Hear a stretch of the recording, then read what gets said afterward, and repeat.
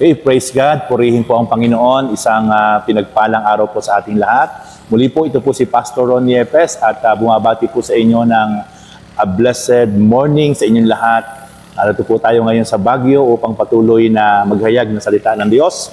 At sa umaga pong ito ay nais ko po na tayo po ay mag-aral at makinig ng salita ng Diyos sa umaga pong ito.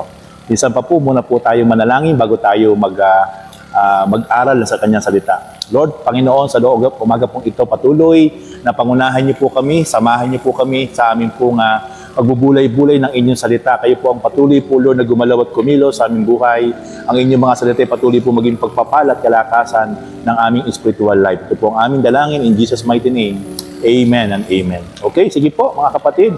Tayo po ay sa oras na ito ay minsan pa ay magbulay-bulay ng kanyang buhay at makapangyarihan salita.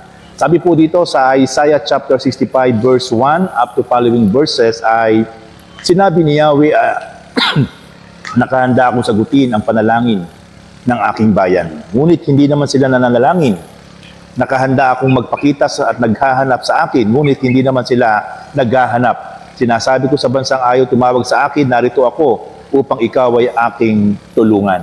So makikita natin mga kapatid na ang kahalagahan ng pananalangin, ang nakahalagahan ng pagtawag sa Diyos sa makapangyarihan sa lahat. Sapagkat ang Diyos ang may sabi na talagang kapag tayo ay tumawag sa Diyos, nakahanda siyang tumugon, nakahanda siyang sumagot sa ating mga panalangin. Pero ang sabi ng Diyos, hindi naman kayo tumatawag. At ang sabi ng Panginoon, sinasabi ko sa inyo, sa mga bansang ayaw tumawag sa akin, narito ako upang ikaw ay aking tulungan. Kaya po mga kapatid, patuloy po at pakanasain po natin sa bawat pagkakataon ng ating buhay na lagi po nating hanapin ang ating Panginoon, lagi po tayong humingi ng tulong sa ating Panginoon upang patuloy pong maranasan po natin ang tulong at gabay at kapangyarihan ng Diyos. At naniniwala po tayo na ang Diyos po ay patuloy na tumutugon, patuloy po na sumasagot sa bawat pagkakataon na tayo po ay talagang, meron po talagang kaseryosohan sa pagtawag sa kanyang banal na pangalan. Kaya po sa oras na ito,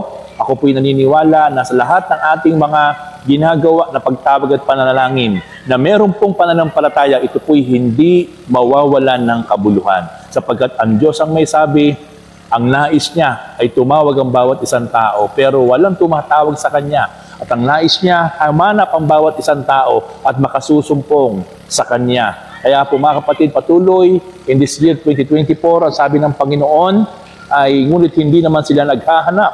Sinasabi ko sa bansang ayaw tumawag sa akin, narito ako upang ikaw ay tulungan. Ang nais ng Panginoon sa pagtawag at paghanap, ito'y ating kasabikan, ito'y ating kauhawan. Sapagkat ang pangako ng Panginoon sa bawat isang tatawag, tutugon ang Diyos sa bawat isang maghahanap sa Kanya ay makasusumpong. Kaya po mga kapatid, patuloy na pakanasain po natin sa ating mga buhay na patuloy po tayong magtiwala, tumawag sa ating Panginoon Diyos. Patuloy po natin siyang hanapin sa bawat pagkakataon ng ating buhay. Sige po, tayo po'y manalangin. Lord, salamat po sa oras na ito at patuloy po na muli ay kami po'y nagpapasalamat sapagkat minsan pa patuloy po namin na pagnilay-nilay ang inyong buhay at makapangyarihan salita. Kayo po ang patuloy po, Lord, na gumalaw at kumilos sa bawat isa ngayon na nakatune in sa YouTube channel ng inyong lingkod. Lord, ang kanilang mga prayer requests, ang kanilang mga panalangin, O God, Lord, hiling ko po't dalangin na kayo po ang tumugon, kayo po ang sumagot, Panginoon, O God, sa bawat isang naghahanap sa inyong presensya at kapangyarihan, O God. Masumpungan nila kayo, O God. At tunay nga po, Lord, Panginoon, i-grant niyo po yung mga prayer requests nila. Ito po ang aking dalangin sa pangalan po ng Panginoon Jesus.